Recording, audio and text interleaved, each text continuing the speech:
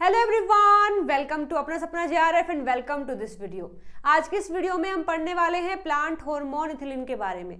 चलिए मैं आपको बता देती हूँ कि अभी हमने स्टार्ट किया हुआ है CSIR नेट लाइफ साइंस जून 2024 के लिए एक सीरीज, जिसके अंदर हम पढ़ रहे हैं प्लांट फिजियोलॉजी को, और उसमें भी हम पढ़ रहे हैं प्लांट हार्मोन्स के बारे में, और प्लांट हार्मोन में भी हम आज पढ़ने वाले हैं इथिलीन के बारे में, जिसके अंदर हमने ऑक्सिन पढ़ लिया है, साइटोकाइनिन पढ़ लिया है और जिबरेलिन पढ़ लिया है। आज की इस वीडियो में हम पढ़ेंगे इथिलीन के बारे में। ठीक है, वीडियो स्टार्ट करने से पहले मैं आपको बता देती हूँ कि अगर आपने मेरा टेलीग्राम चैनल ज्वाइन नहीं किया है तो आप कर सकते हैं। क्यों करना है ज्वाइन? जो भी हम यहाँ पढ़ते हैं वो सारे कंटेंट आपको वहाँ PDF की फॉर्म में मिल जाएगा। अगर आप एक्सेस करना चाहते हैं तो आप ज्वाइन कर सकते हैं अपना सपना JRF 2.0 को, जहाँ से आप चीज़ों को एक्सेस कर पाएंगे। ठीक है, चलिए बढ़ते हैं अपने टॉपिक पर और जान लेते हैं कि इस टॉपिक के अंदर हमें क्या कुछ पढ़ना है।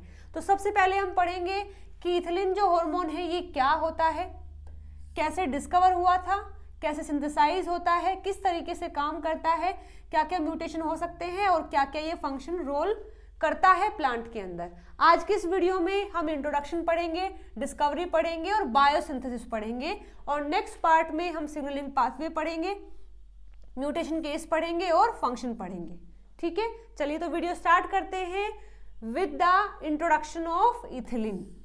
ठीक है, तो जैसे कि नाम से इंडिकेशन है, इथिलीन ये क्या है? एक हाइड्रोकार्बन है जो कि ईथ यानी कि दो कार्बन ईन मतलब कि डबल बॉन्ड होते हैं। ठीक है, तो ये एक प्लांट हार्मोन है जो प्लांट के अंदर मिलता है, प्लांट की ग्रोथ में, उसके रेगुलेशन में हेल्प करता है।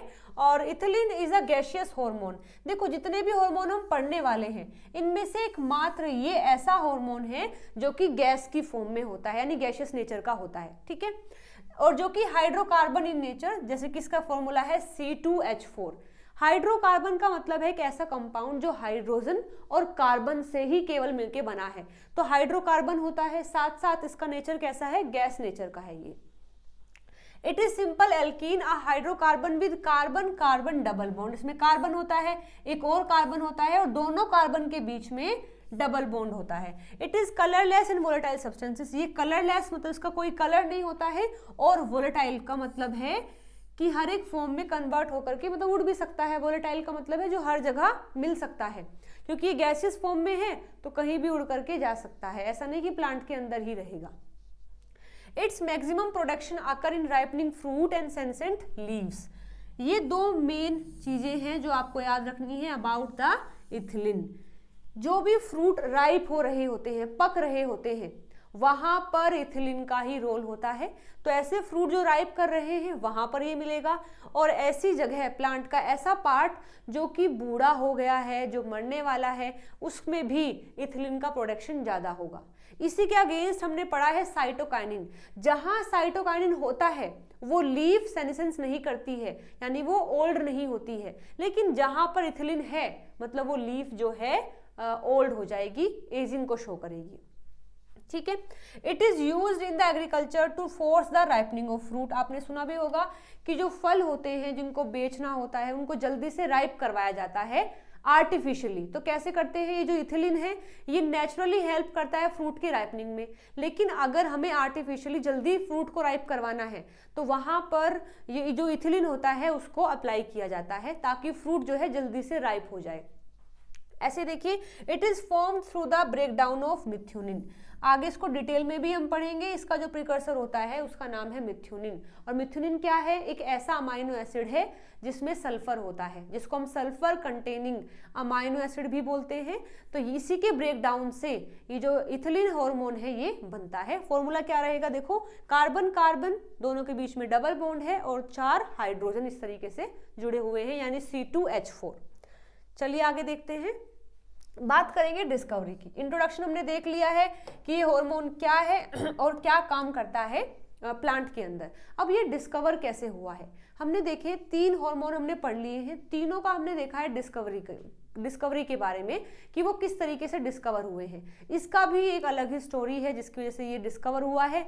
देखो यहाँ पर, it was first identified as plant growth regulator substances in 1901 by the Dmitry Neljubov। ये एक साइंटिस्ट थे, 1901 के अंदर फर्स्ट टाइम इसको आइडेंटिफाई किया गया था कि एक प्लांट ग्रोथ रेगुलेटर है। ऑक्सिन से, साइटोकाइनिन से और जिबरेलिन से अलग भी एक और हार्मोन है जो कि इथिलीन है।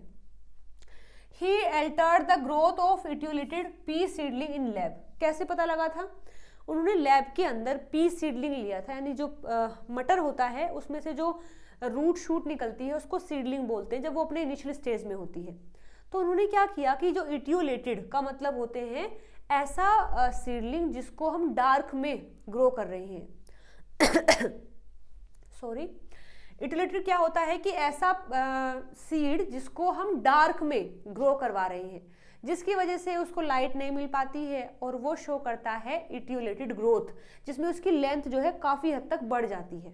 ठीक है, लेकिन ये जो साइंटिस्ट थे उन्होंने देखा कि एक ऐसी पी सीडलिंग जो कि इटियोलेटेड है, मतलब जिसका जो लेंथ है वो ज़्यादा है, लेकिन वहाँ पर मैंने ट्रीट किया है उसको इथिलीन से या फिर उस प्लांट ग्रोथ रेगुलेटर से, तो उसकी ग्रोथ में भी अल्टर्ड हो गया है, चेंज हो गई है। आप देख सकते हैं ये वो वाली सीडलिंग है जिसमें हमने C2H4 से ट्रीट किया हुआ है। तो वो कुछ, एक मिनट रुकिएगा, ठीक है, ये वो पार्ट है जहां हमने ट्रीट किया है। ट्रीट करने पर ये ऐसा हो जाता है और ट्रीट अगर नहीं करते हैं तो ये ऐसा रहता है। ठीक है, माय मिस्टेक, शायद मैंने कुछ गलत बताया है, मैं फिर से बता रही हूँ। होता क्या है कि जहां पर इथिलीन होता है वहां हमें ट्रिपल रिस्पॉन्स देखने के लिए नहीं मिलता। ठीक है, ट्रिपल रिस्पॉन्स देखने के लिए मिलता है, यहाँ पर देख सकते हैं आप, उसकी जो लेंथ है वो छोटी हो जाती है। और यहाँ हम कह रहे हैं कि अगर हमने इसको ट्रीट नहीं किया है तो वो ऐसा हो जाता है, और अगर हम उसको इस प्लांट ग्रोथ रेगुलेटर से ट्रीट करते हैं तो वो ऐसा देखने को मिला है। ठीक है, तो इन साइंटिस्ट ने 1901 में लैब के अंदर एक एक्सपेरिमेंट किया था जिसमें जो पी सीडलिंग है उसकी ग्रोथ को अल्टर्ड किया गया था। ठीक है, यहाँ इतना हुआ था। इसके बाद 1910 में found that this hormone also help in fruit ripening. यहाँ तो देखने को मिला कि जब फर्स्ट उसको आइडेंटिफाइड किया गया तो देखा कि ये जो पर्टिकुलर हार्मोन है या फिर सब्सटेंस है ये इसकी ग्रोथ को अल्टर करने में हेल्प करता है। लेकिन आगे चलकर 1910 में ये भी डिस्कवर हुआ कि ये सेम जो हार्मोन है ये फ्रूट की राइपनिंग में भी हेल्प करवाता है, यानी फ्रूट को पकाने में ये मदद करता है। और ऐसा कब देखा गया कि वहां पर कुछ राइप ऑरेंजेस थे, यानी कि संतरे जो है वो पके हुए थे, और उन्हीं के साइड में अनराइप बनाना थे, यानी कि बिना पके हुए केले थे। तो ये एक गैसियस हार्मोन है, तो ऑरेंज के अंदर ये प्रेजेंट था क्योंकि वो राइप हो चुके थे। अब राइप होने के बाद हमने पढ़ा कि गैसियस फॉर्म में होता है, तो वहां से निकल करके बनाना के अंदर वो चला गया और बनाना को भी उसने राइप कर दिया था। ठीक है, फिर पता लगा कि ये जो सेम हार्मोन है ये फ्रूट की राइपनिंग में भी हेल्प करता है। इन 1934 में आर गेन एक साइंटिस्ट थे, उन्होंने found that ripening cause by the ethylene. उन्होंने बताया कि जो ये राइपनिंग होती है फ्रूट की ये इथिलीन की वजह से होती है with the help of gas chromatography. ये एक टेक्निक होती है जिसकी हेल्प से आर गेन जो साइंटिस्ट थे उन्होंने फ्रूट की राइपनिंग के बारे में बताया कि जो हार्मोन है इथिलीन ये ही फ्रूट की राइपनिंग करवाता है। तो इस तरीके से इस हार्मोन की जो है डिस्कवरी हुई थी। ओके, अब बात करते हैं अपने थर्ड टॉपिक की जिसका नाम है बायोसिंथेसिस, यानी कि ये जो हार्मोन है कैसे प्लांट के अंदर सिंथेसाइज होता है। तो ethylene can be produced by almost all part of higher plants, although the rate of production depend on the type of tissues, the stage of development and the environmental input।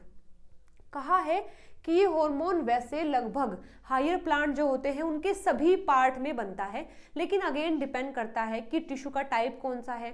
जैसे देखो कोई fruit है, अब उसको अगर ripe करने की बारी आती है तो फ्रूट में भी ये फॉर्म होगा। अगर कोई ऐसी लीफ है जो मतलब काफ़ी दिनों से प्लांट के ऊपर है, अब बारी है कि उसको ओल्ड करवा के उसको हटा दिया जाए, तो वहाँ पर भी इथिलीन की फॉर्मेशन होगी। यानी कि ये हर जगह फॉर्म हो सकता है, लेकिन उसकी जो फॉर्मेशन है, उसका जो कॉन्सेंट्रेशन है, वो डिपेंड करता है कि किस स्टेज में है, कहाँ पर कितनी रिक्वायरमेंट है, तो इसी अकॉर्डिंग ये बनता और ब्रेक डाउन होता है। ठीक है, for example certain mature fruit undergo a respiratory burst in the response to the ethylene, and ethylene level increase in these fruit at the time of ripening। ऐसा फ्रूट जहां पर हमें राइप करना है उस दौरान इथिलीन ज़्यादा फॉर्म होगा और फ्रूट को राइप करवा देगा। लेकिन अगर फ्रूट अपने इनिशियल स्टेज में है, उसको अभी राइपनिंग की ज़रूरत नहीं है, तो ये फॉर्म नहीं होगा और राइपनिंग नहीं करवाएगा। Ethylene is derived from the amino acid methionine and the intermediate S adenosyl methionine which is generated in the young cycle. माना जाता है कि इथिलीन जो है वो कहाँ से फॉर्म होता है, एक अमाइनो एसिड जिसका नाम है मिथ्योनिन, या फिर ऐसा भी कह सकते हैं कि एस एडिनोसाइल मिथ्योनिन। ये इसी मिथ्योनिन से बनता है, यहीं से आगे जाकर के इथिलीन बनता है या फिर इससे बनता है। तो ये इसका एक तरीके से प्रीकर्सर होता है। यंग साइकिल क्या है ये मैं आपको अभी बताऊंगी। एक बार इसका पाथवे देख लेते हैं। देखो यहाँ पर सबसे पहले लिया गया है मिथ्योनिन। ये क्या है, सल्फर कंटेनिंग एक अमाइनो एसिड है। इस मिथ्योनिन में एक एंजाइम होता है जिसका नाम है एडोमेट सिंथेटेज। ये एटीपी को ब्रेक करके एडीपी में कन्वर्ट करता है। एडीपी में नहीं, ये एटीपी जो होती है उसके तीनों फॉस्फेट को रिमूव करके केवल एडेनिन मतलब बचा देता है। अब इस एडेनिन पर क्या होता है, जैसे देखो एटीपी की स्ट्रक्चर की अगर हम बात करते हैं तो वो कैसी होती है, यहाँ पर एक पेंटोज शुगर होती है इस तरीके से, यहाँ पर लगा होता है एडेनिन, यहाँ लगा होता है एडेनिन, ठीक है, और यहाँ पर लगे होते हैं फॉस्फेट इस तरीके से, ठीक है। लेकिन ये जो एडोमेट सिंथेटेज है ये क्या करता है, इन तीनों फॉस्फेट को यहाँ से रिमूव करवा देता है। देखो तीनों फॉस्फेट जो है रिमूव हो गए हैं। अब ये साइट जो है ये खाली हो गई है, इस साइट पर आकर के ये बाइंड करवाता है। इसी को बोलते हैं एडोमेट, मतलब ये जो एंजाइम काम करता है इसको बोलते हैं एडोमेट सिंथेटेज, ठीक है, जिससे बनता है एस एडिनोसाइल मिथ्योनिन। जैसे आप देखिएगा, मैं यहाँ बता देती हूँ फिर से एक बार, ये है एटीपी, यहाँ है एडेनिन, और यहाँ पर होते हैं इस तरीके से फॉस्फेट, ठीक है। फिर एंजाइम आकर के इन तीनों फॉस्फेट को यहाँ से रिमूव करवाता है, ये एडेनिन है, तीनों को यहाँ से रिमूव करवाता है और यहाँ ऐड करवाता है मिथ्योनिन को, ठीक है। इसे हम बोलेंगे S adenosyl methionine, S adenosyl methionine, okay, जिसको हम सैम भी बोल देते हैं, एस एडिनोसाइल मिथ्योनिन, या फिर इसको एस एडोमेट भी बोल सकते हैं। कैसे बना है ये, मिथ्योनिन प्लस एटीपी में से हमने तीनों फॉस्फेट को हटवा दिया है। किसने हटाया है, एडोमेट सिंथेटेज ने। तो यहाँ केवल जो पेंटोज शुगर है वो बची है और एडेनिन बचा है और साथ में लग गया है मिथ्योनिन। इसको हम बोलते हैं सैम, यानी एस एडिनोसाइल मिथ्योनिन, ठीक है।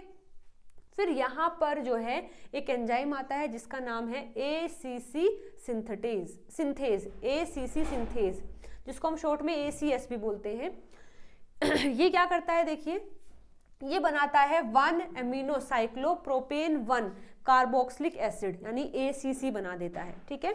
यहाँ पर एसीसी सिंथेज आकर के एसीसी बनाता है, फिर एसीसी ऑक्सीडेज आकर के इथिलीन बनाता है, ओके।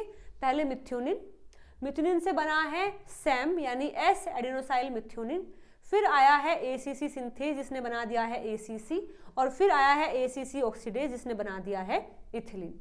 यही इसी दौरान एक और कंपाउंड बनता है जिसका नाम है 5-मिथाइल थायोएडिनोसिन। इसका स्ट्रक्चर मैं आपको अभी दिखाऊंगी।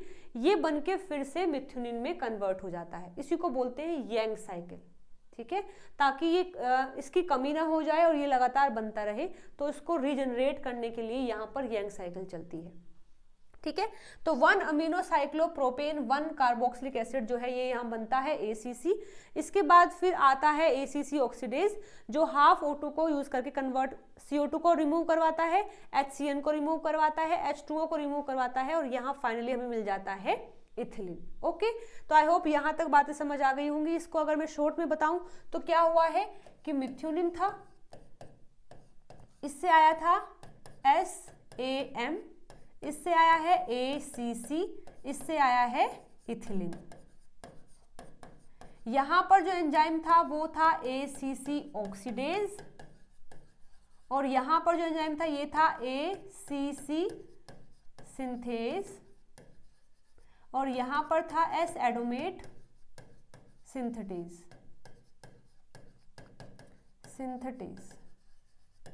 ठीक है, ये इसका एक सिंपल पाथवे है, मेट, एस सैम, एसीसी और इथिलीन। ओके, चलिए आगे देखते हैं। The amino acid methionine is the precursor of ethylene. बिल्कुल सही बात है। इथिलीन कहाँ से बनता है? इथिलीन बनता है मिथ्योनिन से। The rate limiting step in the pathway is the conversion of S adenosyl methionine to the ACC. इस पूरे रिएक्शन का, पूरे पाथवे का जो रेट लिमिटिंग स्टेप है, जो बिल्कुल स्लो होके चलता है, वो कौन सा है? जब सैम कन्वर्ट होता है एसीसी में, यानी कि दिस वन, ये वाला जो पाथवे होता है ये रेट लिमिटिंग पाथवे होता है, जिसमें सैम कन्वर्ट हो रहा होता है एसीसी में।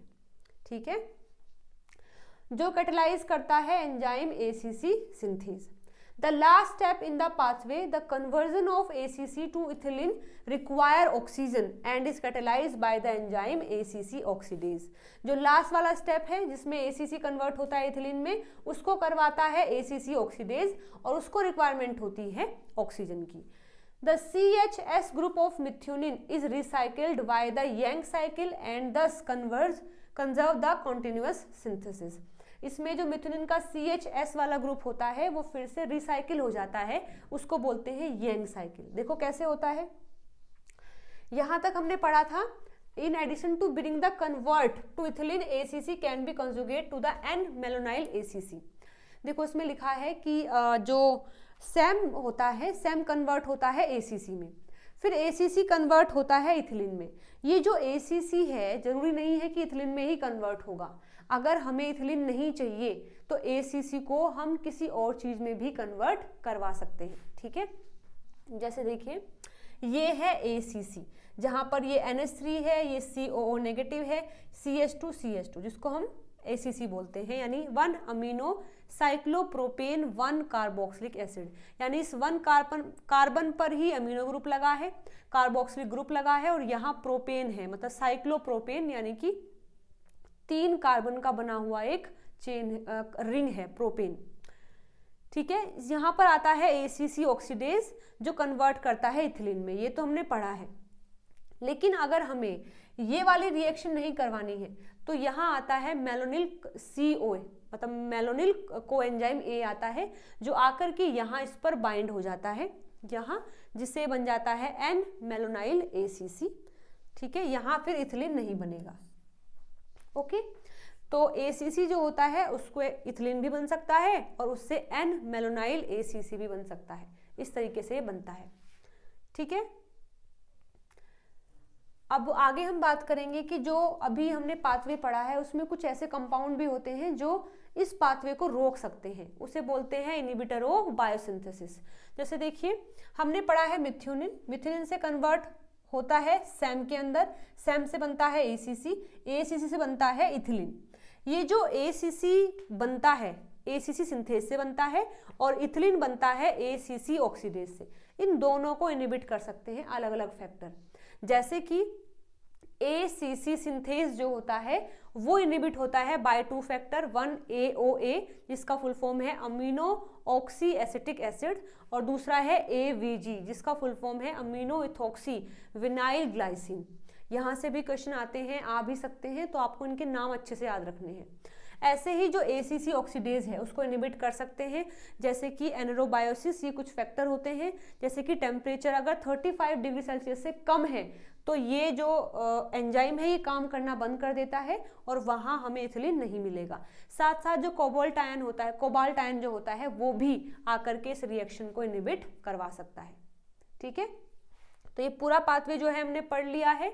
उसमें अगर बात करें इथिलीन के लिए तो C2H4 इसका फॉर्मूला था, इसका इंट्रो हमने पढ़ लिया है, इसका जो डिस्कवरी है वो हमने देख लिया है, और बात करें इसका सिंथेसिस हमने देख लिया है, और उसको जो इनहिबिट करते हैं वो इनहिबिटर हमने देख लिए हैं। नेक्स्ट वीडियो में हम सिग्नलिंग कर लेंगे, फंक्शन करेंगे इसके, और जो कुछ म्यूटेशन केस है वो हम देख लेंगे। तब तक आप इस टॉपिक को एक बार अच्छे से फिर से पढ़ लेना, ताकि आगे जो आएगा उसमें आपको कोई डाउट ना हो। और वीडियो अगर पसंद आई है तो लाइक शेयर सब्सक्राइब जरूर से करना। कोई डाउट अगर है तो कमेंट करके ज़रूर पूछना। चलिए मिलते हैं अगले वीडियो में नए टॉपिक के साथ में। Till then bye bye, take care.